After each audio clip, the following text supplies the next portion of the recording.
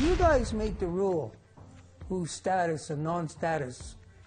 We don't see that rule. Tonight, the rule of law in Alberta is preventing elders from gifting eagle feathers to Indigenous graduates. No more evacuation! Kashechewan rallies in Toronto as their plight to move to higher ground is washed away at every turn. Completely obliterated with so much beauty and strength of our nations and who we are as people. And an Anishinaabe photographer combats negative stereotypes one frame at a time.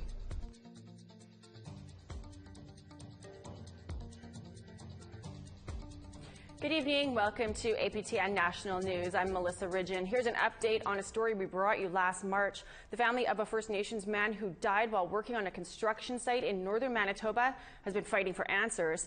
Now, after an investigation by Manitoba Workplace Safety and Health, charges have been laid. As Brittany Hobson shows us, a pending court case is helping the family find justice. This is the second time Barry Swan has marched with families who have lost loved ones to workplace fatalities. In January 2018, his son, Todd Matuyashing, died while working on a hydro project in northern Manitoba.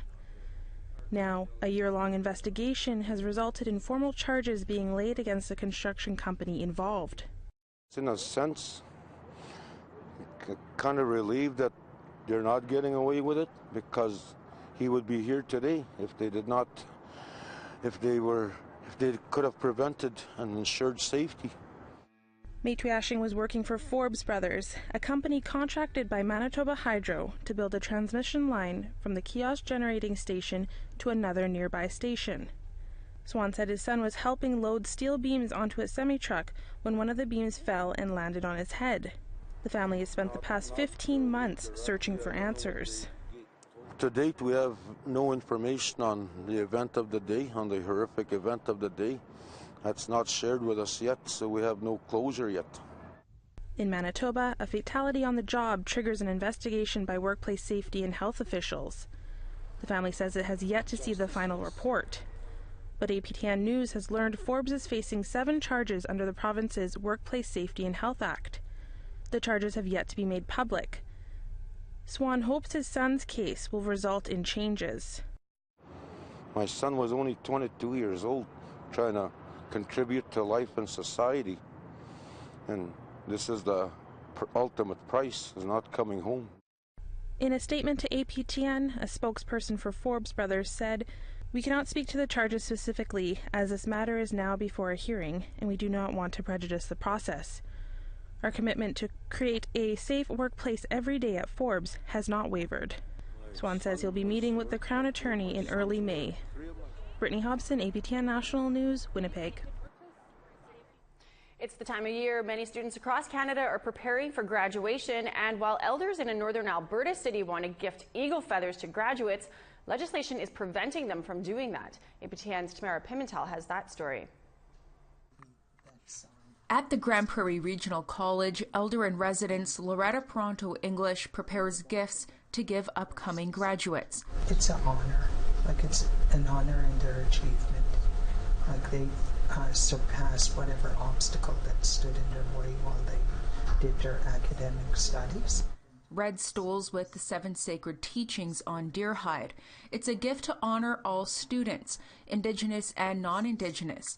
But it isn't the gift Pronto English would prefer to give. She says she would rather gift eagle feathers to all Indigenous graduates. But there's a piece of legislation in Alberta that prevents that across the province.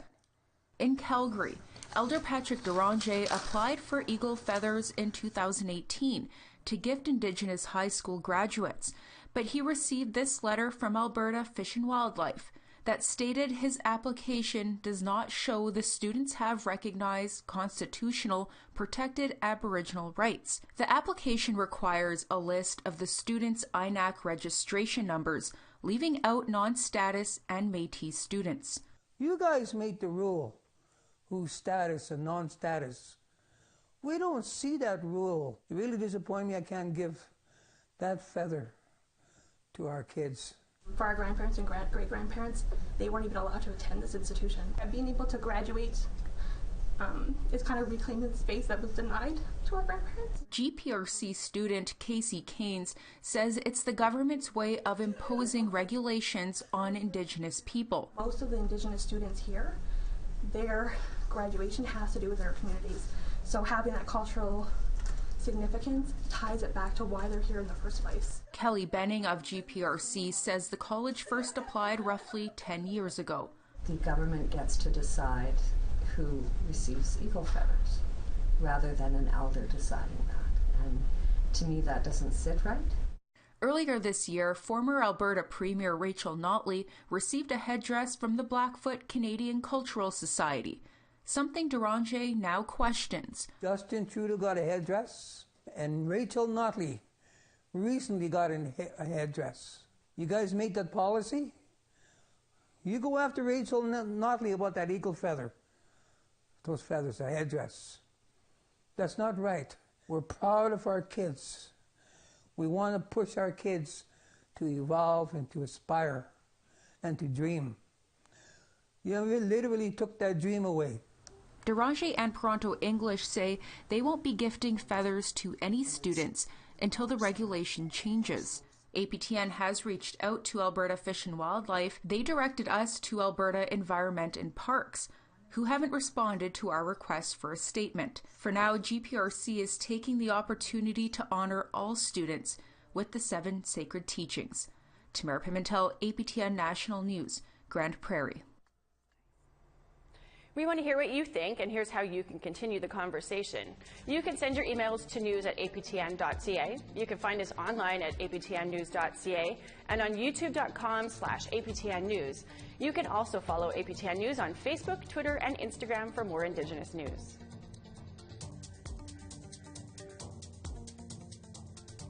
Members of the Kashechewan First Nation on James Bay in Northern Ontario are trying to draw attention to annual floods causing evacuations with rallies outside of the halls of power. No more evacuation! No more evacuation! Dozens rallied in Toronto today outside of Queen's Park, holding signs calling for a relocation of the community that floods annually, leaving residents spread out in numerous communities that they are evacuated to. Another rally is planned in Ottawa on Parliament Hill on Tuesday. Now to a bizarre incident in Kelowna. Police have arrested a man witnesses say grabbed a baby from its mother and then tried to swim away in a lake. Help me! Help me! Part of the incident from yesterday afternoon was caught on camera. According to witnesses, a man grabbed the baby out of its mother's arms at a park. A struggle ensued, and eventually the man took off his clothes, jumped into the Okanagan Lake, and tried to swim away. RCMP arrested the 30-year-old with the help of the fire department's boat rescue. Fortunately, the baby was not hurt. A Saskatchewan First Nation feels police have a double standard for property rights when the rights in question are of First Nations. That story is coming up after the break, but first here's tomorrow's weather forecast and a story that we're working on for you later this week. I'm Zedekiah Samukto. I'm Ricky Gallup. And we're competing in Scales and and that's coming up. It's on APTN National News.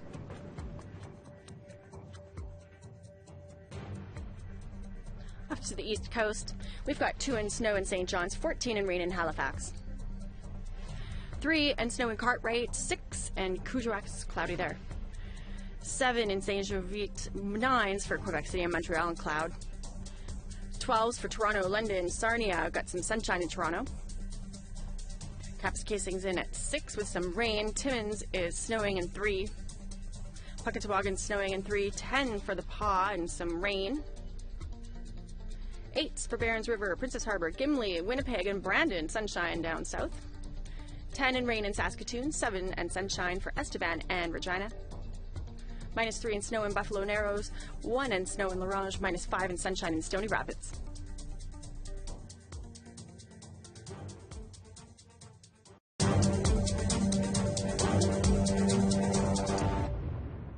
Welcome back.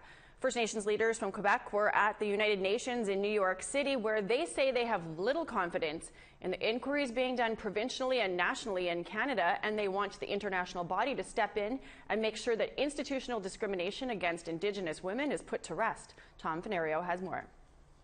Grand Chief Verna Polson began her presentation by quoting the chilling testimony of a fellow Algonquin woman's encounter with Quebec Provincial Police. I quote, "At one point they parked next to me without saying a word, pushed me into the back seat of the police car. There, when I saw they were not taking me to the police station, I said, hey, don't take me to the woods." Polson is part of a delegation of Indigenous leaders from Quebec who gave a presentation at the United Nations Wednesday night. Their mission is to put an end to the discrimination they say First Nations women in Quebec are facing at the hands of police. And the conclusion to be drawn is that the system is failing Aboriginal women who face double discrimination. The delegation points to the dozens of accusations Indigenous women have made against police since 2015, 37 to be exact, ranging from sexual assault and harassment to excessive force, out of which 2 officers were charged. Nous, les femmes autochtones, on est les meilleures cibles. Le message que l'État est en train de lancer pour les femmes autochtones, c'est vraiment, allez-y, violez-nous, tuez-nous, parce qu'il ne va rien se passer quand on parle du côté judiciaire. Quebec eventually created an inquiry into Indigenous relations after much outcry. But the delegation told the UN that by not being able to lay civil or criminal responsibility, neither the Quebec nor National Inquiry goes far enough in their mandates. Although these reports are forthcoming in the coming months, we know already that they're going to fall short in providing answers to too many questions. And we know that the victims will not be satisfied by their conclusions. The delegation says they want the UN to come to Quebec in September to attend the tabling of the inquiry report, as a way to ensure that the document doesn't end up collecting dust. Nothing is as effective as the political coercive power of international law and the consequential fear of undermining its external reputation as an incentive for Canada to react and finally act domestically. Tom Fenario, APTN National News, Montreal. Now to Saskatchewan, where the Ochapowace First Nation recently evicted a farmer who was leasing their land, but he keeps harvesting a winter crop there without permission. And recently he allegedly threatened some band members with a gun. The First Nation feels the RCMP aren't taking the matter seriously, and the Federation of Sovereign Indian Nations agrees. Here's Priscilla Wolf with that story. The Ochapowace First Nation has been leasing land to non-First Nations and First Nations people for years. Recently, because of lease arrears, they sent a letter of eviction to one of the farmers. But he says he's not going anywhere. When staff went to ask the farmer's son to leave while he was harvesting without permission, they say they noticed a gun. My staff left the scene because they felt violated and disbelief of what this turned into. The farms manager then called the Esterhazy RCMP and mentioned it's a land dispute and tensions were high. The RCMP just asked if a gun was pointed. The manager just informed the RCMP of the location, and that was it from the RCMP. No further involvement. The RCMP called back to the staff April 24th yesterday if they would like to do a statement 8 days later after the incident. Leaders are disappointed that the RCMP didn't take the matter seriously. With respect to a trespassing and gun-related incident that occurred on our lands and the inaction of the local RCMP. As a sovereign and self-determining Indigenous nation, we, the Ochapowace Nation government, possess the right to exercise our full authority and jurisdiction over our treaty lands through the implementation and enforcement of our nation laws. As the elected body of our nation government, our mandate is to protect our people and to protect our lands. Chief Margaret Bear says this seems to be a case of reverse discrimination. I want to ask a question to the rest of Canada and the rest of our province. What if I was on non-First Nation land with a gun that was exposed and continued to go onto land that I wasn't supposed to be on? What would happen to me? I would probably get shot. If I wasn't shot, I'd be put in remand, thrown in jail until I was charged for trespassing. FSIN Chief Bobby Cameron is disappointed in the RCMP. He says the police force is supposed to help enforce bylaws on First Nations, and in this case didn't. Chief Cameron said the FSIN and the province were in discussions to sign a relationship-building MOU of understanding. But to support the Ochapowace First Nation, he says he won't be signing it now. Priscilla Wolfe, APTN National News, Saskatoon. A self-taught portrait and events photographer from northwestern Ontario is traveling across Canada, and she hopes that her pictures help put Indigenous people in a more flattering light. Here's Ashley Branson with that story. Nadia Kwanda-Benz picked up a camera for the first time at 17 years old. I think at its very basic, sort of at its core for me, is this element of storytelling. Growing up in northwestern Ontario, she remembers wanting to be a writer or an English teacher. As a young Anishinaabe Kwe, she knew she wanted to tell stories. Now, almost 20 years later, she's making a living telling stories through photography, traveling across Canada, capturing powerful and beautiful images of Indigenous peoples. There's so much of, like, at the time, and even still it could be said today, how much of there's a negative stereotype of our Indigenous people in mainstream media, and you know, why not tear that down? Why not combat that and just get that image out of the, like, just completely obliterate it with so much beauty and strength of, like, our nations and who we are as people. In 2008, Kwanda-Benz founded Redworks Photography, which features portrait and headshot sessions as well as live event photography. She also has 3 ongoing series that challenge perceptions. The Concrete Indians is one of my series that's essentially about decolonization, reclaiming space. It essentially asks the question, who are you as an Indigenous person living in an urban center? I mean, how does living in an urban center affect you and your identity as an Indigenous person? Another series she works on is called the Redworks Outtakes. Just like outtakes of all the different sessions I've photographed, headshots, everything, and that was created to sort of, you know, challenge that stoic Indian stereotype. Kwanda-Benz recently spent a week in Winnipeg taking photos of her latest series, the Red Chair Sessions. The session places an importance on reclaiming of Indigenous spaces, places, and languages. Here, she's taking photos of longtime friend Lisa Charlie Boy. Lisa says she saw this series online and has been watching it grow and wanted to be a part of it. It's been exciting to see the new series and to see people all across Canada really reclaiming and taking space within Canada. And I thought that was an interesting perspective and a really beautiful way of celebrating and showing really positive images of Indigenous people. And let's bring your elbow in slightly. Perfect. Here we go. That red chair and being seated and grounded and seated firmly in it, right, says to me, we're not going anywhere. Yeah, this is our land. With capturing so many powerful images throughout the years, it can get emotional at times. The photographer took photos for a National Inquiry Awareness campaign for missing and murdered Indigenous women and girls called Sacred MMIWG. She took photos of advocates, celebrities, and even those impacted by this national issue. All of the sessions that I photographed with, like, the family members was pretty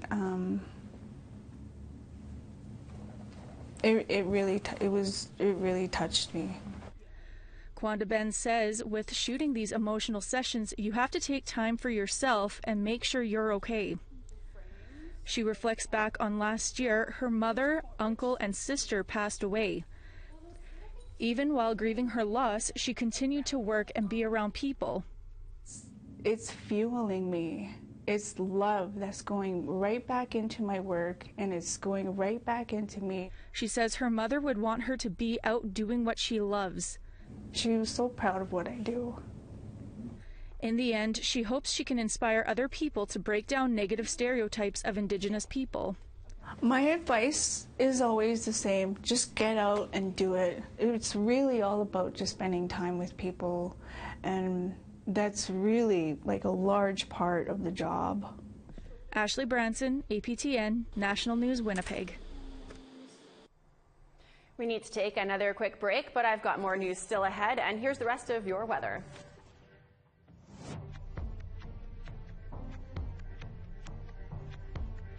Off to northern Alberta.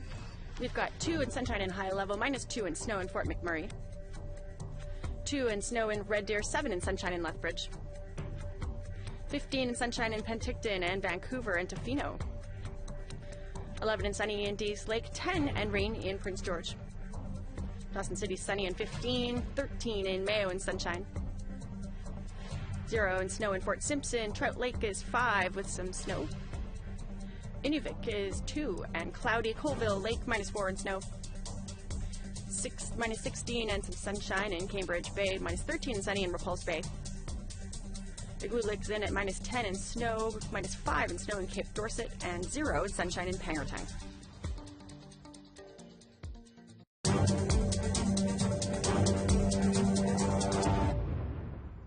Now to an ocean mystery in Arctic Norway, where a beluga whale has been found wearing a harness that appears to be Russian-made.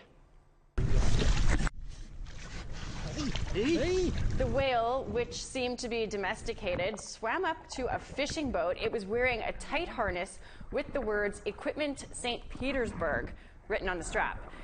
There is speculation that the beluga escaped from a Russian military facility. Russia has no known military programs involving whales, but during the Cold War, the Soviet Union trained dolphins for military purposes. As for the beluga, its harness was removed and it swam away. Officials hope it will be able to survive in the wilds.